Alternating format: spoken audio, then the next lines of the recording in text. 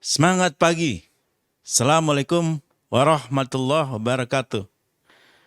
Senang sekali kami, Denny Setiawan, bisa berjumpa dengan rekan-rekan dalam podcast yang diselenggarakan antara BKEPII, Badan Kerjasama Elektro Persatuan Insinyur Indonesia, dan Ikatan Alumni ITB di bagian komunikasi dan informatika.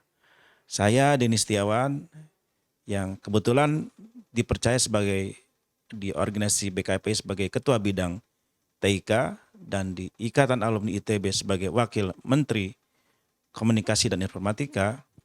Kebetulan kami sendiri juga bekerja di Kementerian Kominfo Republik Indonesia. Merupakan kebanggaan kami bisa menyelenggarakan podcast dengan judul Tech Talks. Apa itu Tech Talks? Tech Talks ini adalah tempat kita semua, para alumni ITB maupun BKEPII, tidak harus dari ITB ya, ini bisa terbuka. Kita berbagi pengalaman, berbagi pengetahuan dengan pengalaman, expertise maupun pengetahuan baik dari para anggota Persatuan Insinyur Indonesia maupun alumni dari ITB di bidang teknologi informasi komunikasi. Ya, salah satunya yang sedang menarik saat ini, yang sedang happening adalah metaverse ya, atau nanti kita akan bahas masalah teknologi penyiaran digital, satellite broadband ya, teknologi 5G, 6G dan sebagainya. Dari aspek yang praktikal ya seperti teknologi, bisnis maupun dari kebijakan dan regulasi. Kami berharap podcast ini bisa memberikan warna tersendiri melengkapi podcast yang lainnya yang saat ini sudah ada di media-media sosial. Dan demikian mudah-mudahan pembukaan ini bisa menjadi pembuka bagi series ya, ketika kita akan lakukan secara bergiliran ya, dengan mudah-mudahan bisa kita lakukan secara rutin ya, paling tidak tiap bulan untuk memberikan pemahaman dan pengetahuan maupun sharing informasi di bidang TIK di Indonesia. Akhir kata saya akan membaca suatu pantun. Menggoreng ikan dicampur bakmi, jangan lupa beli alpukat. Demikian podcast kami, semoga bisa bermanfaat. Assalamualaikum warahmatullahi wabarakatuh. Semangat pagi, selamat pagi, selamat siang, sore, malam, tergantung ya kapan rekan-rekan nonton gitu, kapan teman-teman nonton. Terima kasih udah berpartisipasi di podcast kita kali ini ya, podcast yang baru aja kita buat gitu ya teman-teman. Yang podcast ini merupakan kerjasama antara Badan Kejuruan Elektro Persatuan Insinyur Indonesia dan Ikatan Alumni Institut Teknologi Bandung. Jadi host kali ini saya Ronik Aulawan Siregar ya dari BKEPI dan narsum di sebelah saya Bang Tolha dari IITB. Tujuan sebenarnya kita menyelenggarakan podcast series ini itu kita ingin membahas mengenai teknologi-teknologi terbaru ya yang mungkin lagi banyak dibicarakan, metaverse, blockchain, NFC, Web3, dan mungkin banyak teknologi-teknologi lainnya ya yang sedang hot gitu ya teman-teman.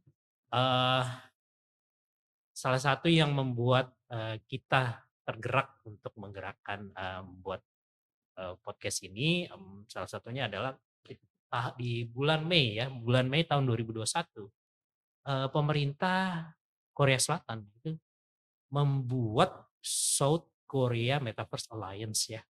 mereka mau mencoba menyatukan para pemain industri gitu ya di Korea untuk bersama-sama menentukan arah kebijakan da Metaverse Alliance Metaverse di Korea Selatan ya. Ini menarik karena waktu itu ya Mei 2021 itu jauh sebelum ribut-ribut Metaverse yang disebabkan oleh perubahan nama Facebook menjadi Meta ya, itu sekitar tahun sekitar di bulan Oktoberan. Nah jadi pemerintah jauh sebelum Metaverse ini jadi ribut di mana-mana gitu ya gara-gara perubahan nama itu, ternyata pemerintah South Korea sudah mulai membicarakan hal tersebut ya di di bulan Mei 2021 dan di Agustus. Nah, waktu itu ya di Mei 2020 yang ikut apa namanya, jumlah institusi yang ikut, aliansi itu sekitar 25. Nah, di bulan Agustus, itu ada 200, termasuk Samsung ya baru terakhir ikut. Jadi cepat sekali gitu ya pergerakan mereka dan, kita berharap, mungkin gitu ya di Indonesia kita juga bisa menyatukan langkah gitu ya antara pemain dan komunitas teknologi yang ada di Indonesia untuk sama-sama apa namanya sama-sama kita bergerak gitu ya agar ketika di gelombang teknologi yang terbaru ini metaverse ini kita bisa mengambil value yang lebih banyak. Mungkin kalau kita merasa dulu saya sempat merasa wah Indonesia ini udah keren gitu ya kita punya startup, ada unicorn sekarang sudah jumlahnya ada yang bilang 7, ada yang bilang variasi lah ya kan masing-masing ngadain. Dan sekarang lagi rame-ramenya ya IPO GoTo ya gitu ya dengan nilai yang sangat fantastis gitu ya valuasinya. Kita merasa mungkin wah di Southeast Asia kita masuk negara dengan jumlah startup unicorn yang lumayan besar. Tapi mungkin teman-teman yang saya juga baru aware tahun lalu itu di tahun lalu aja di Amerika ada sekitar 400 startup yang 400 unicorn baru. Jadi sebenarnya kayaknya kita masih tetap jauh tertinggal gitu ya dan kita harus perlu bersama-sama untuk eh, bekerja sama gitu menyatukan langkah kita agar bisa mengambil value yang lebih banyak di gelombang teknologi berikutnya gitu ya. Jadi sebelumnya di gelombang teknologi sebelumnya itu kita let's say sudah mulailah kita setidaknya punya perusahaan teknologi gitu ya. Tapi kita berharap dengan di gelombang teknologi berikut ini kita bisa mengambil value yang lebih banyak. Nah, kurang lebih itu sih yang kemarin kebayang kenapa kita bareng-bareng nih ya Bang Talha ya. Ya. Nah, mungkin untuk awal-awal kita mulai dengan kenalan dulu kali Bang. Monggo Bang Talha apa? Monggo memperkenalkan diri. Ya. Ya, saya Talha Fahrizal. Ya, jadi ini sebagai narsum lah ya untuk Iya. ini sebagai dari Ikatan Alumni ITB. Ya, saya sendiri sejak mungkin 5 tahun terakhir tuh banyak berkecimpung di dunia startup. Sebelumnya di telco ya. Di telco pun mungkin ada 6 tahun terakhir di telco juga ngurusin startup sebenarnya. Ya, jadi kira-kira seperti itu. Perkenalan singkat ya. Mantap ya. Bang kalau di apa di IA sekarang ngurusin apa nih Bang?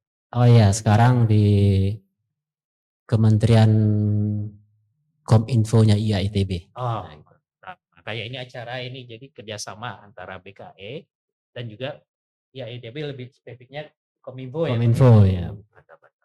Oke, mungkin kita mulai aja kali Bang ya. Ya. Nah, jadi Siap. sebenarnya saya juga agak terinspirasi nih podcast dari luar. Jadi kita mulai aja dengan pertanyaan pertama nih.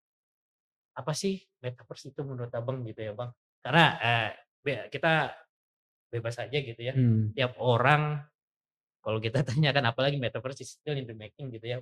Tiap orang punya punya definisinya sendiri gitu ya. Tapi kalau menurut Bang Taha gimana Bang? Ya, Silakan. ya, jadi benar sekali ya. Banyak sekali sebenarnya pendapat tentang metaverse. Tapi kalau kita ada istilah baru muncul, tentu kita kan bertanya ya, apanya sih yang baru gitu. Ya karena sering juga mungkin istilah baru itu hanya rebranding bisa jadi. Nah, Atau hanya menjadi hype. Kalau dari dulu kan sering lah dalam perkembangan apalagi internet ya sering terjadi. Nah kalau kita berpikir apa yang baru, sekarang udah ada internet gitu. Kita mengakses internet. Ya harusnya sesuatu yang baru itu kita tidak lagi sekedar mengakses internet, tapi kita ada di dalam internet gitu ya. Nah, kalau bicara mantap. begitu juga artinya metaverse bisa jadi adalah internet generasi berikutnya. Ada yang mengatakan begitu. Jadi bukan hanya menggunakan, tapi we're gonna be in the internet gitu ya Iya. Bang ya. Siap. Nah terus juga sesuatu yang baru itu tentu jadi biasanya kalau ada perubahan-perubahan teknologi perubahan industri itu biasanya terjadi juga perubahan-perubahan pemain. Mungkin dalam 20 tahun terakhir kita lihat perusahaan-perusahaan seperti Google, Facebook ya, Apple jadi perusahaan yang sangat besar. Nah bisa jadi dengan metaverse ini akan muncul pemain baru dan pemain lama juga mungkin bisa redup. Nah kenapa? Karena tentu sesuatu yang baru itu akan mengubah cara kita memonetize ataupun memanfaatkan resource dari digital. Kalau sekarang kan bicara digital itu ada sosial media, ada website, ada fintech, e-commerce dan sebagainya. Yang bisnis modelnya ada advertising umumnya sekarang kan, advertising, kemudian digital advertising, kemudian e-commerce, fintech. Nah, tapi kalau kita lihat sebenarnya sekarang ini juga internet yang tadinya itu adalah untuk membebaskan ya orang untuk bisa mengakses informasi, kan sekarang sebenarnya jadi kembali kayak zaman. Jadi kalau dulu zaman telco itu ada SMS konten namanya. Itu kan istilahnya walled garden. Ya, Karena kalau saya punya konten mau deliver SMS konten itu, maka saya harus kerjasama sama Telkomsel, Indosat, Excel ya kan. telco Bang ya, Nah, operator. operator. Tapi ketika Facebook muncul, kan Facebook nggak harus kerjasama dengan telco. Iya. Google nggak harus kerjasama gitu. Nah itu kan berubah dari walled garden menjadi open. Tapi akhirnya karena pemain-pemain terlalu besar sehingga mereka membentuk walled garden baru sebenarnya. Iya. Jadi kalau mau beriklan ya di Iya. Facebook bayar ke Facebook, di Google bayar ke Google. Nah sebenarnya seperti apa yang ke depan ya ini mungkin ini yang diusung oleh para komunitas kripto juga ya. Benar-benar orang itu bisa transaksi peer to peer. Artinya ada sebuah cita-cita sebenarnya menghilang walled garden baru ini. Nah itu yang mungkin nanti muncul dengan Web 3.0. Web3 ya. Nah kemudian metaverse itu apa? Ya kira-kira seperti itulah. Mungkin kalau dibilang tadi banyak versi, ya mungkin kita coba ambil beberapa ciri misalkan yang bisa kita sebut metaverse. Ciri-ciri yang kita identifikasi. Misalkan 5 gitu. Yang pertama itu dia harus bersifat sinkronus ya. Jadi karena kan ini bicara digital twin. Jadi kalau sinkronus itu maka dia harus real time, hidup terus, jalan terus gitu. Namanya juga konsisten. Namanya juga digital twin.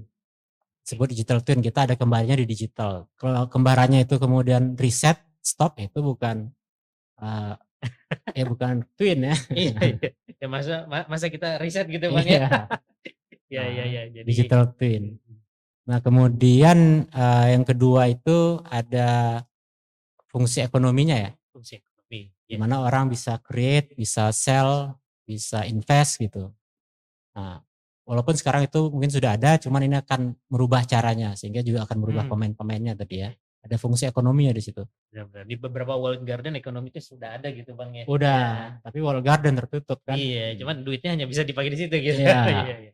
Iya. Nah, makanya tadi butuh namanya yang ketiga, interoperability. Nah, menarik nih Bang. Jadi ada orang bikin avatar di satu provider, dia bisa pakai avatarnya di tempat lain gitu.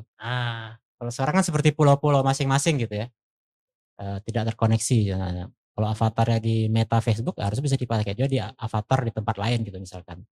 Iya, kayak gini Bang ya, kayak kemarin ada yang beli Gucci, tas Gucci ya virtual Bang ya, udah virtual, lebih mahal dari harga realnya gitu ya Bang, Iya. yang fisik. Lebih ngenesnya lagi itu hanya bisa dipakai di tempat itu gitu. Iya. Nggak bisa dipakai di virtual world lain. Wah Iya. itu makanya interoperability sangat penting banget Bang ya. Iya, sangat penting, Iya. interoperability. Tapi impact-nya juga keempat ya, kapasitasnya harus apa ya, Ah, yang belum pernah terbayangkan sebelumnya. Kalau sekarang kan ada kapasitas maksimum gitu betul Bang, betul. dari user.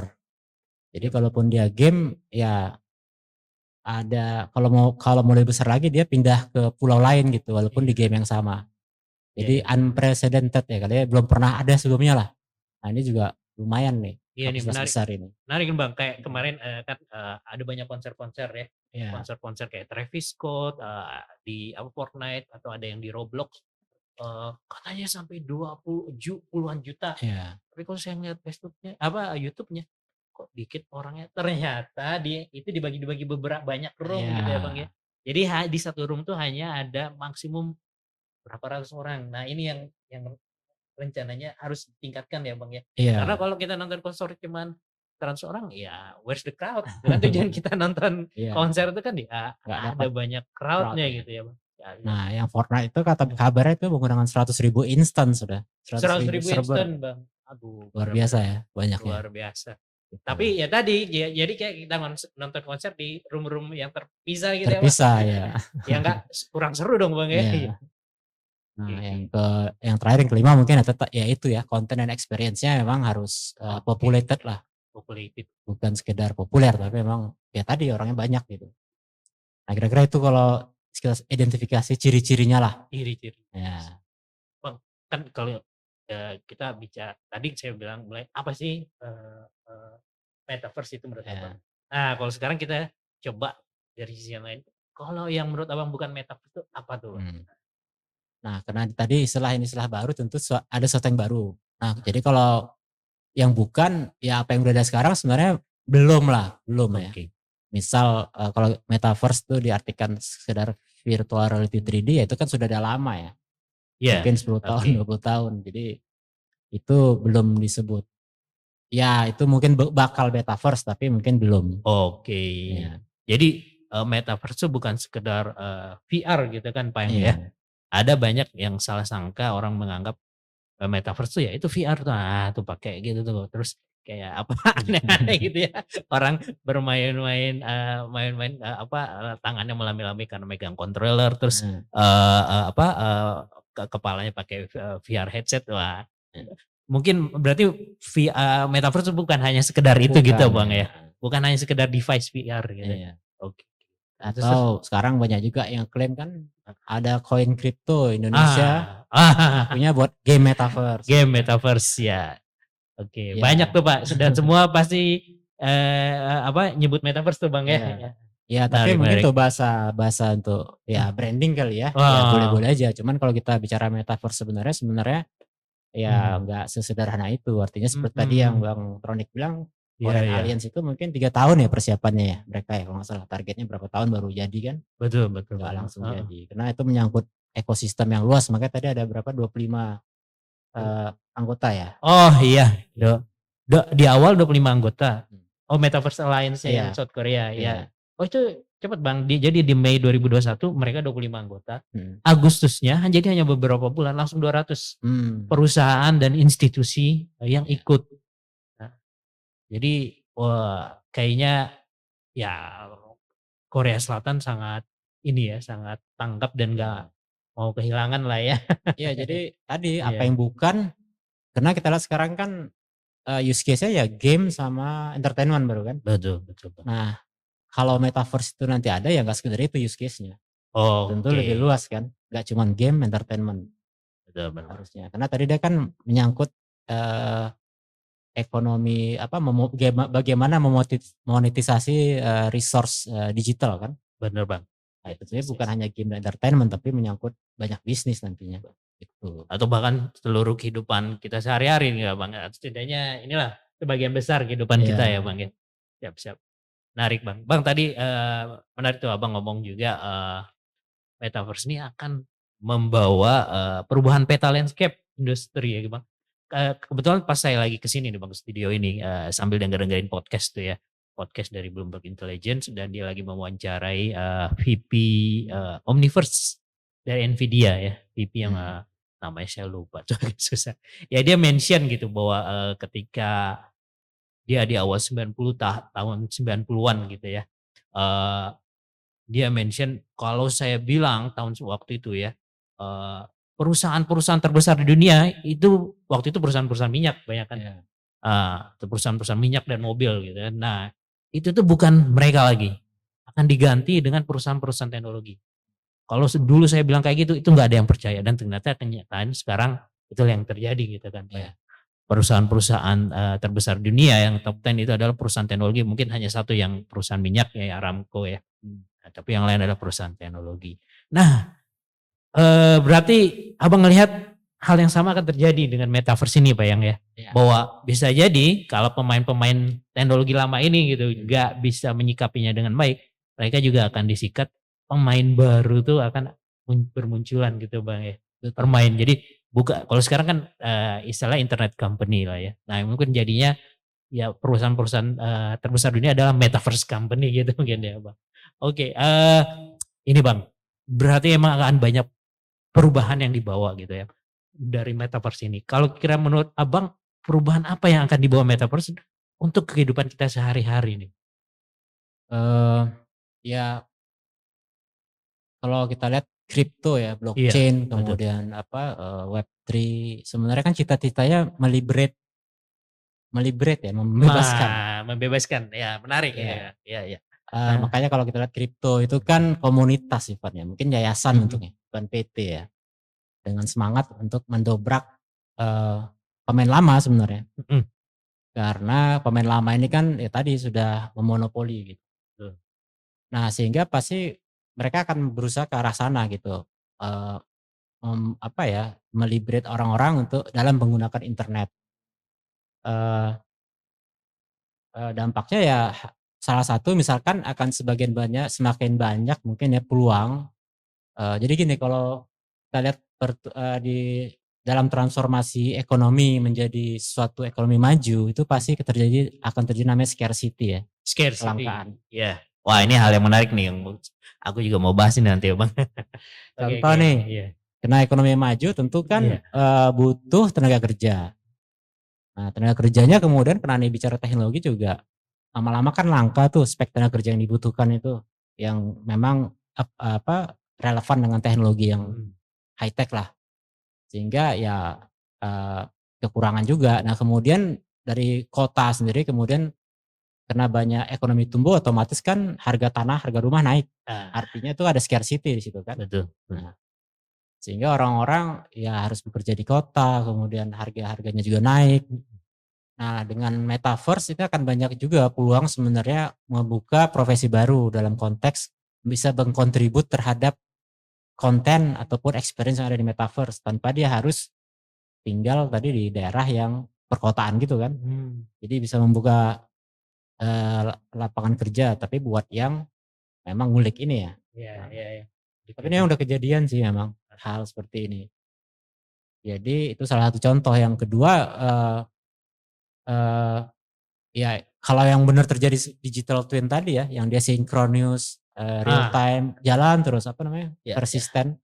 Persisten dan sinkronis ya Pak antara dunia virtual sama dunia reality Pak ya. Iya. Nah, artinya orang bisa-bisa kan emang habis waktu di situ ya. Mungkin kayak film Wall-E ya. Film Wall-E ya. Semuanya orang duduk aja. Oh iya. Atau pakai robot itu semua. Semua pakai robot. Atau kalau Matrix Bang. Matrix benar-benar nggak ngapa-ngapain. Iya. Kalau Wall-E kan masih jalan tapi pakai robot gitu ya. Kalau Matrix ya udah benar-benar di connect ke interface antara human bahkan to brain. Iya. Itu mungkin yang science fictionnya sampai ke sana. Iya. Jadi manfaat positifnya ada ya, dampak positifnya ada tapi juga ya negatifnya juga bisa ada. Kalau sekarang aja juga orang kan sudah nggak bisa lepas sama gadget ya, apalagi ini langsung experience-nya dia bisa mengalami apa saja di dunia virtual gitu. Oke. Ya banyak peluang ekonomi baru tapi juga banyak dampak sosial psikologi juga mungkin. Nah, benar Pak. Oke, menarik tuh tadi Bang. Apa?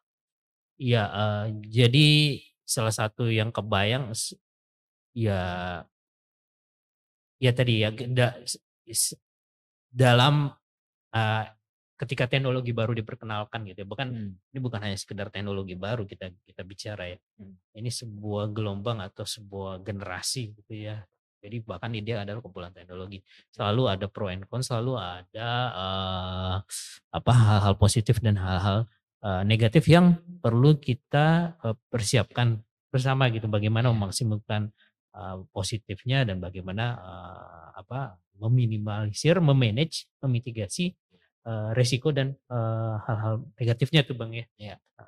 Nah, tadi juga menarik tuh Bang mengenai apa bahwa blockchain gitu ya, kripto dan itu diharapkan sih bisa meliberalisasi ya Bang ya, mendesentralisasi. Mendesentralisasi. Tapi walaupun memang ada perdebatan yang sengit juga tuh antara misalnya waktu itu saya lihat di CEO Twitter ya, CEO Twitter dengan apa namanya Anderson ya, Anderson venture capital yang terkenal kan, Anderson apa lupa saya Anderson ya.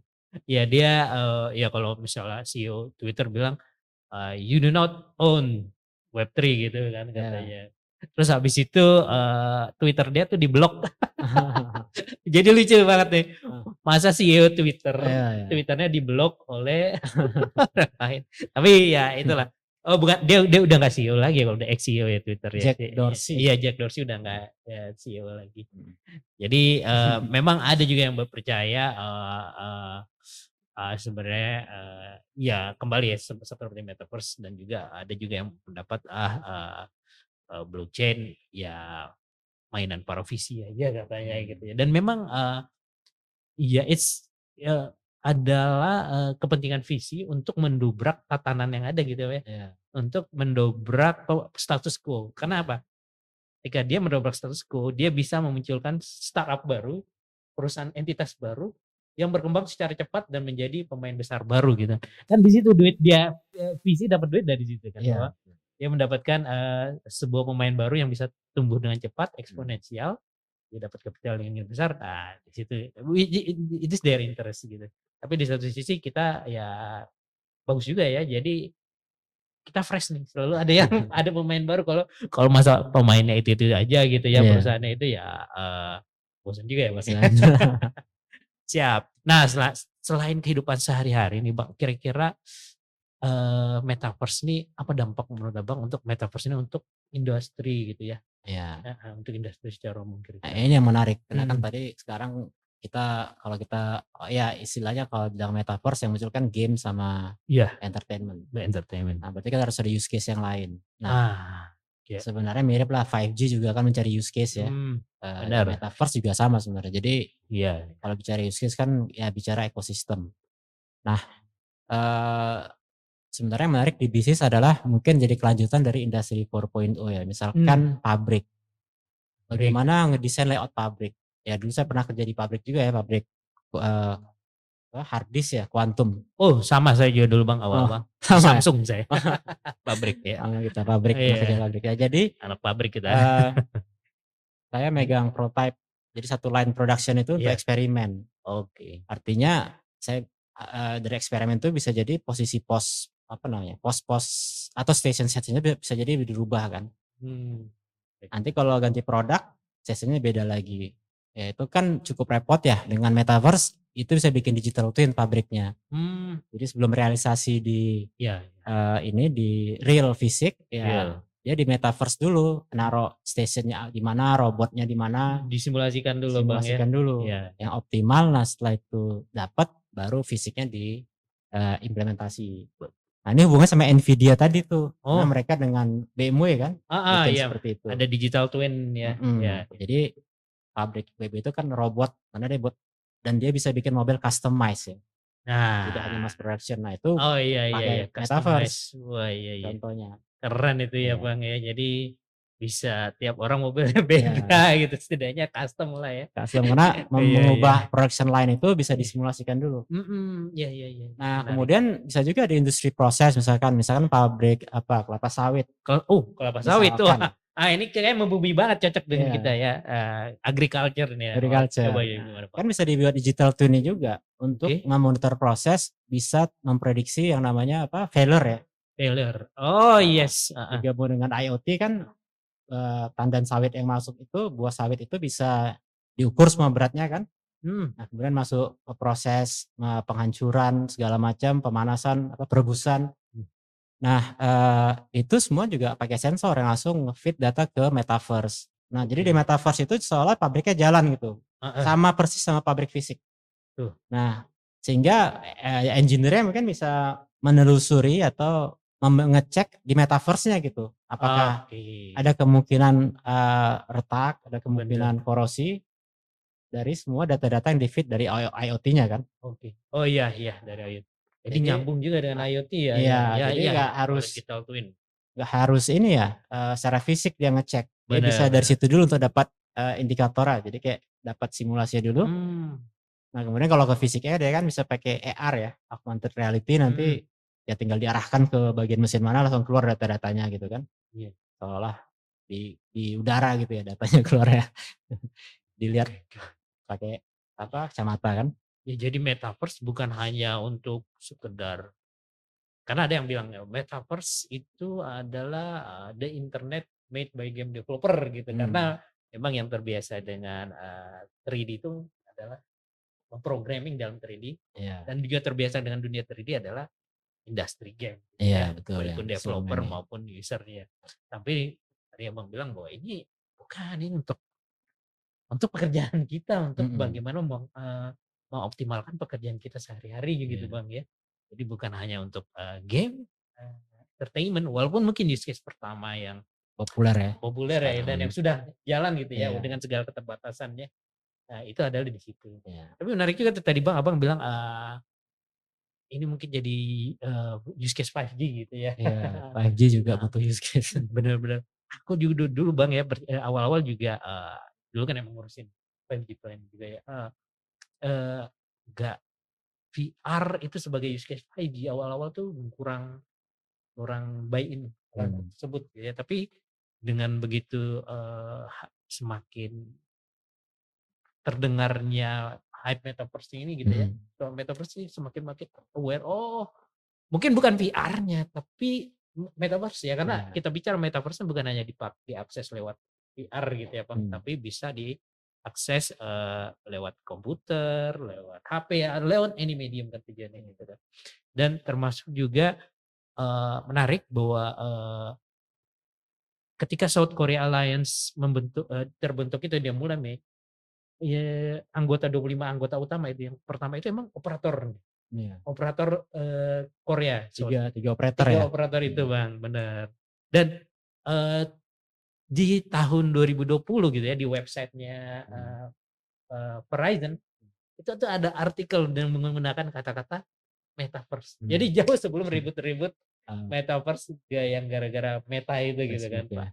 Jadi memang kelihatan beberapa operator gitu ya di dunia karena itu menganggap memang metaverse sebagai salah satu use case 5G yang penting gitu ya Bang. Menarik.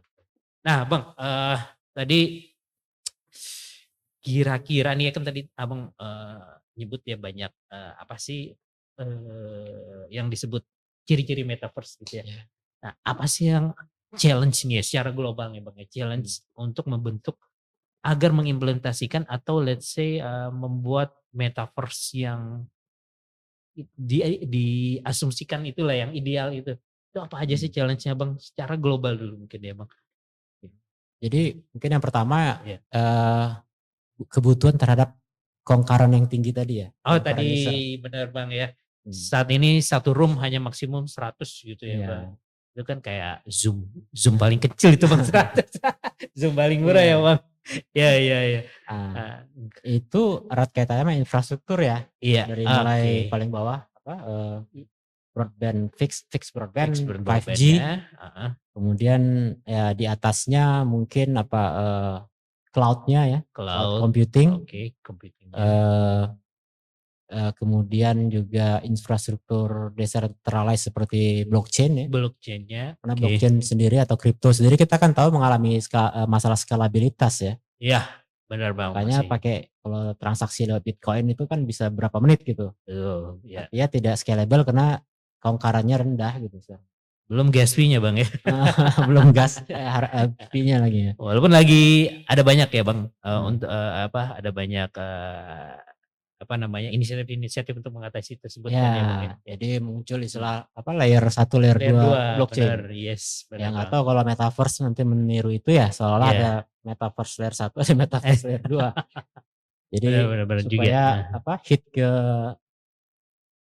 server tengah itu nggak terlalu gede ya. Iya. Oke. Atau model peer to peer kan sebenarnya nanti. Benar. Tapi berarti banyak orang punya computing power yang tinggi tuh. Oke. Oh, kalau di telco ini salah satu edge computing Bang, jadi Edge computing. Iya, jadi biar computing power itu ditaruh di semakin dekat. Kalau sekarang server kan ada di sentral. Iya.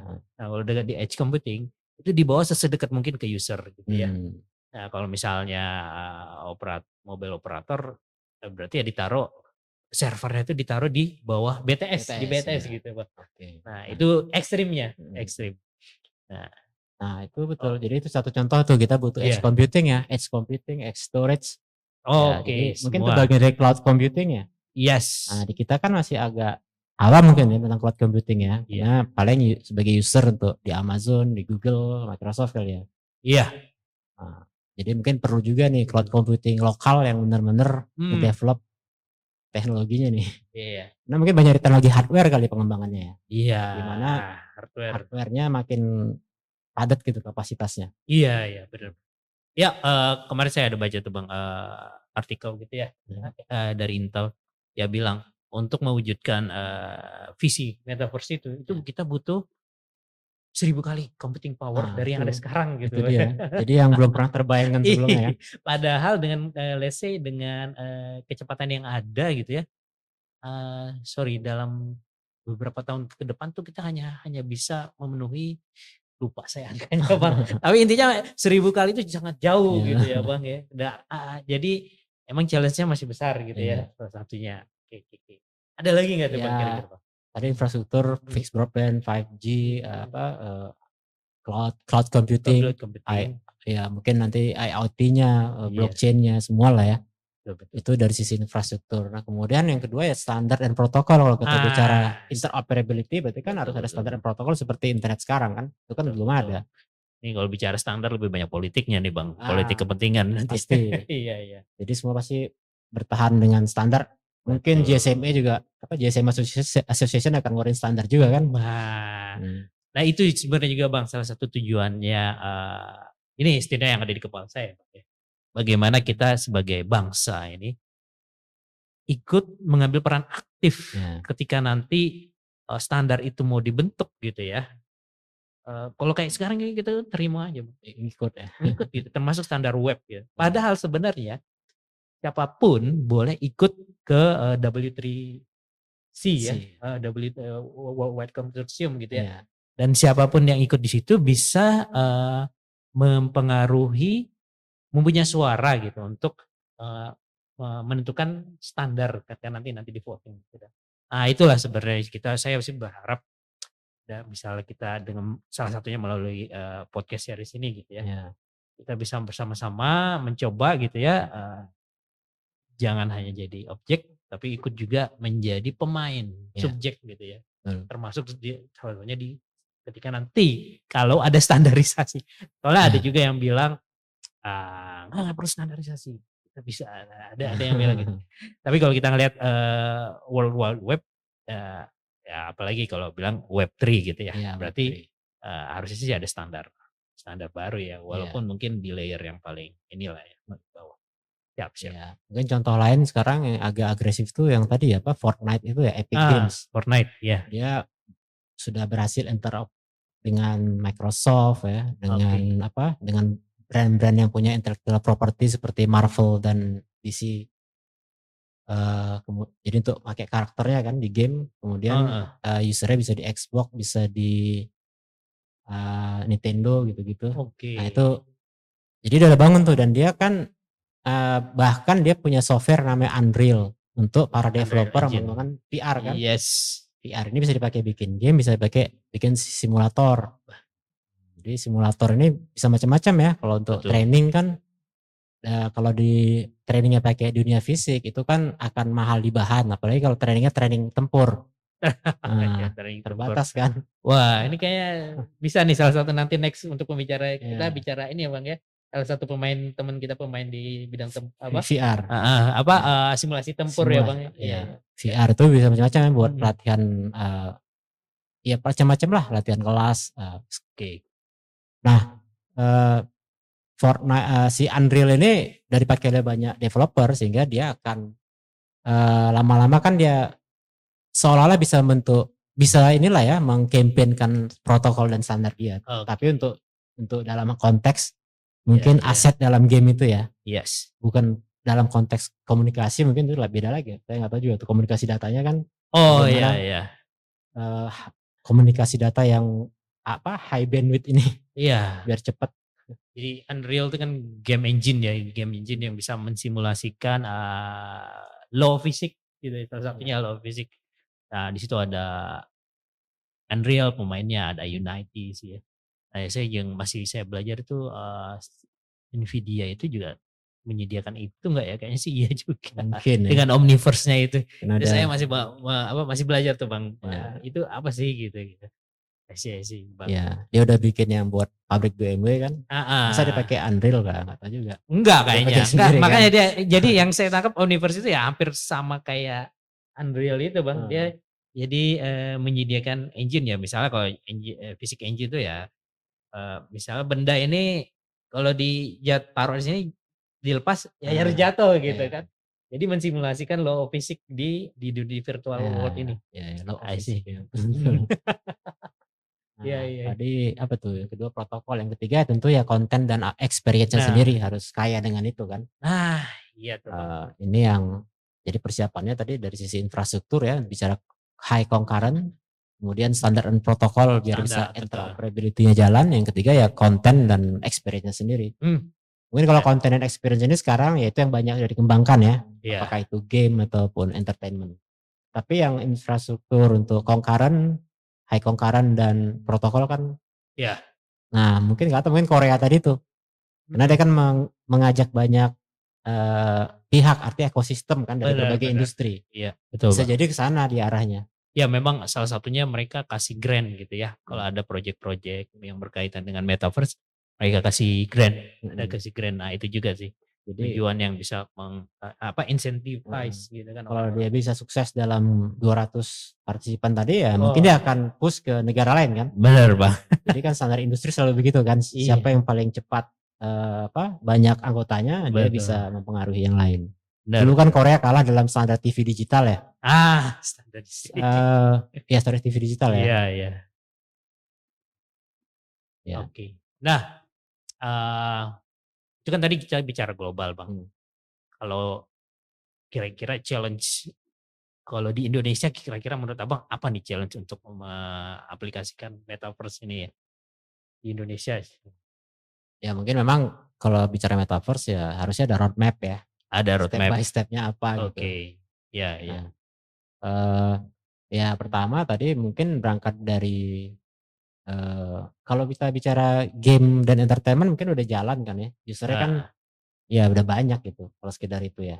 Pasti kan. Nah, tapi kalau kita bicara ke use case yang baru ya berarti perlu ya semacam aliansi juga gitu untuk ngembanginnya. Jadi mungkin bisa di-drive oleh telco ya yang butuh use case 5G supaya 5G-nya ada isinya gitu kan. Bisa jadi gitu kan. Iya. Nah, itu dulu. Jadi memang infrastruktur disiapkan kemudian ya bicara ya standar tadi. Standar ya. Ya, dulu saya juga pernah baca juga artikel ya, termasuk salah satunya Pak Luhut juga yang mention sih ya, bahwa bagaimana industri game kita nih ketinggalan, padahal kita termasuk salah satu user terbanyak game gitu ya. Kita agak ketinggalan bahkan termasuk gak usah jauh-jauh lah sesama negara Asia Tenggara, Vietnam gitu kan, kita agak kalah Bang. Padahal mungkin skill-skill metaverse itu banyak beranjak dari skill-skill game itu Bang ya, Iya. gaming ya. Mm-mm. Game apa game developer gitu ya. Betul. Jadi mungkin itu juga ya Bang ya. Kalau kita nggak skills kita di situ juga akan sangat masih terbatas gitu ya. Iya. Kalau bicara kontennya ya, jadi Heeh. masih konsum konten luar jadinya. Nah, iya. Berarti kita itu yang harus kita tingkatkan juga Bang ya Iya. skillsnya. Oke. Jadi banyak ya. Nah, tapi kan kalau bicara konten gitu ya Bang, ya kita kan sering merasa apa namanya industri kreatif kita tuh kayak kita budayanya banyak gitu Nah, ya, budayanya kaya, kaya akan budaya.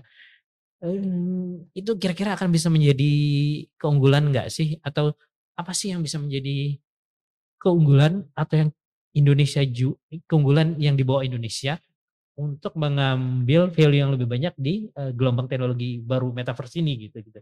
Kira-kira menurut Abang gimana Bang? ya ya bener sih. Harusnya budaya bisa ya, budaya-budaya lokal atau lokal wisdom. Tapi Betul. mungkin kita sendiri juga nggak cukup banyak yang mengeksplor itu masalahnya. Nah, ya ya Ya, artinya menemukan apanya nih yang bisa bisa di bisa apa ya diterima oleh banyak lah, banyak orang ya. Jadi populated gitu oke, kontennya itu. Itu benar-benar. yang mungkin ya artinya sekarang kalau mau dibikin digital metaverse-nya ya apanya gitu, tentang apanya kan? Nah, itu kayaknya kita juga mungkin ya. Jadi selain perlu apa mengundang teman-teman dari segi yang background teknis gitu ya kan. Hmm, Nah, ini karena kita kan kebetulan dari orang teknis semua nih Bang ya, ya. Kita alumni Institut Teknologi Bandung, iya, BKI, Persatuan Insinyur Indonesia gitu ya.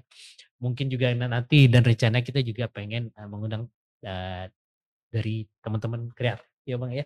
Ya background-background apa para artis dan sebagainya kebudayaan ya. iya, contoh Untuk di apa, Candi Boko ya, Jogja. Itu Candi pernah ada, Bogor. tapi itu dia tuh disertasi S3 ya, Oh, oke. sekolah apa, seni lah ya. Heeh. Tapi disertasi itu bentuknya adalah kayak bikin sendera tari di Oh, candi itu sudah malam-malam. Itu suasananya sebenarnya sangat apa ya, ya bener-bener yang jadi yang nonton tuh bukan di panggung, bukan dari panggung bener tapi di nonton langsung di tengah-tengah. Jadi kalau penarinya jalan dia ngikut. Jadi di seluas oh, wilayah candi itu. Nah, malam jadi suasananya emang beda gitu ya, agak iya. terasa mistisnya gitu. Iya, Nah, iya. ini kalau dimasukin ke metaverse kan mungkin ya, Benar benar. cocok gitu. Menarik menarik Mungkin ini. orang luar juga suka kali merasakan suatu suasana yang berbeda gitu. Dan memang, untuk tahap awal nih, kita biasanya akan lebih, eee, mengekstrapolasi apa yang udah kita tahu. Either di the real world gitu ya, atau berdasarkan, eee, kebiasaan kita di internet yang sekarang gitu, yang Ya, berbasis studi, coba kita ekstrapolasi ke dalam, kebiasaan yang 3D gitu ya Bang. Itu iya, biasanya awal-awal sih gitu. iya, Tapi sebenarnya kemungkinannya ada banyak kemungkinan-kemungkinan experience baru gitu ya, yang memang mhm, ketika di sebelumnya itu nggak bisa, nah ini akan kita coba, akan, dan bisa dilakukan di dunia metaverse. iya, Nah ini juga nanti akan jadi challenge-challenge berikutnya sih. iya. Jadi Oke, itu cukup banyak sih potensi konten yang tadi kalau benar bicara benar Bang. budaya lokal itu. Oke oke, Oke, terima kasih banyak, Bang Talha nih untuk, apa, ngobrol-ngobrol singkatnya ya, ngobrol-ngobrol singkat, padat dan berbobot nih. Saya juga banyak-banyak informasi yang baru yang saya dapat nih ya sehingga, sama-sama. agak kepala nih agak hang nih perlu Saya diproses lebih saya juga lanjut. dapat informasi tadi, banyak tuh dari Bang Iya, Tronik. heeh. Nah, semoga, kita, next gitu ya, kita akan coba undang lagi narsum-narsum dari, berikutnya. Oh ya seharusnya nih kita nih, apa namanya, ada host lagi, Hmm, kita ada 2 host harusnya ya Bang, iya, yaitu dengan Kang Eko gitu ya, tapi kebetulan beliau lagi, berhalangan. Mungkin di, next episode, kita bisa bareng-bareng ya, bareng-bareng dengan, narsum yang, baru atau juga nanti balik lagi ke Bang, Talha nih ya, kita coba memandang, apa namanya, melihat metaverse dari berbagai segi gitu kan, dari berbagai segi karena metaverse ini sendiri adalah bukan sebuah teknologi dan bukan hanya teknologi, gitu kan. Tapi adalah kumpulan teknologi dan bisnis, budaya dan kebiasaan gitu ya. Iya. Sehingga it's a new wave gitu ya. It's a new wave sebuah generasi baru yang kita harus persiapkan bersama-sama agar kembali kita secara personal gitu dan juga bangsa kita gitu ya, dan atau perusahaan dan kemudian terus bangsa kita bisa mengambil manfaat yang sebanyak-banyak Ya, kurang lebih begitu Bang. ya karena pasti itu ujung-ujungnya kan apapun yang perkembangan teknologi itu kan ujung-ujungnya kan ekonomi kan. Yes. Oke Bang, Oke. terima kasih banyak rekan-rekan udah berpartisipasi dalam podcast kita kali ini ya. Mohon maaf kalau masih banyak kekurangan karena kita masih ini baru episode pertama ya. Mohon maaf kan kalau ada ada ada usul-usul untuk perbaikan atau ada usul-usul pembicara yang perlu diundang, narsum yang perlu diundang. eh, Monggo teman-teman di komennya gitu ya. Dan jangan lupa subscribe channel ini. Semangat pagi. Semangat pagi.